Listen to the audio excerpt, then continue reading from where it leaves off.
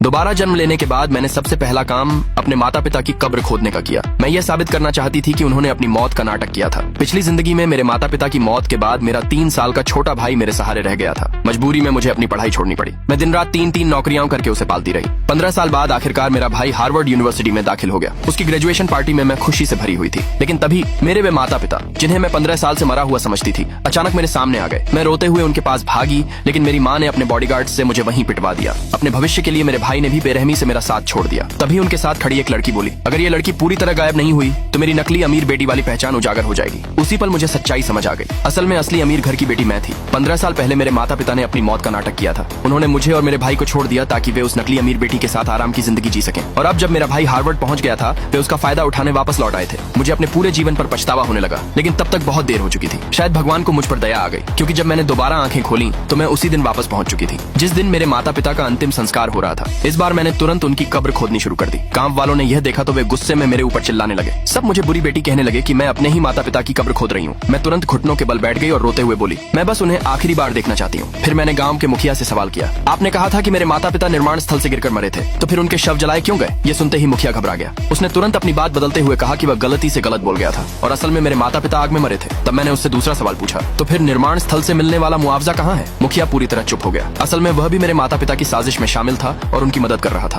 वह तुरंत एक तरफ जाकर उन्हें फोन करने लगा। कुछ देर बाद वह वापस आया और बोला कि निर्माण कंपनी मुझे $5000 का मुआवजा दे रही है। उसने तुरंत मुझे पैसे दिए और कहा कि मैं अपने छोटे भाई का अच्छे से ख्याल रखूं। अंतिम संस्कार के बाद मैं अपने भाई को लेकर शहर चली गई। मैंने कई नौकरियां करके उसे पाला और पढ़ाया। वह भी बहुत मेहनती निकला और आखिरकार हार्वर्ड यूनिवर्सिटी में दाखिल हो गया। 15 साल बाद उसकी ग्रेजुएशन पार्टी में उसने मुझे मंच पर बुलाया। गांव वाले मेरी तारीफ कर रहे थे, बिल्कुल पिछली जिंदगी की तरह। और तभी मेरे मरे हुए माता पिता फिर से अंदर आए। मेरी माँ तुरंत मेरे भाई के पास गई और उसके लिए चिंता जताने लगी, लेकिन इस बार मेरा भाई शांत खड़ा रहा। उधर मेरे पिता गुस्से में मेरी तरफ बढ़े और मुझे मारने के लिए हाथ उठा दिया। मजबूरी में मैंने पितृत्व परीक्षण की रिपोर्ट निकाल ली, लेकिन मेरे माता पिता ने कहा कि वह नकली है। आखिरकार मेरे पास आखिरी रास्ता बचा। मैंने उनके असली बेटे को सामने बुला लिया। उसे देखते ही मेरे माता पिता के चेहरों का रंग उड़ गया। अगले भाग के लिए नीचे कमेंट में यस लिखे।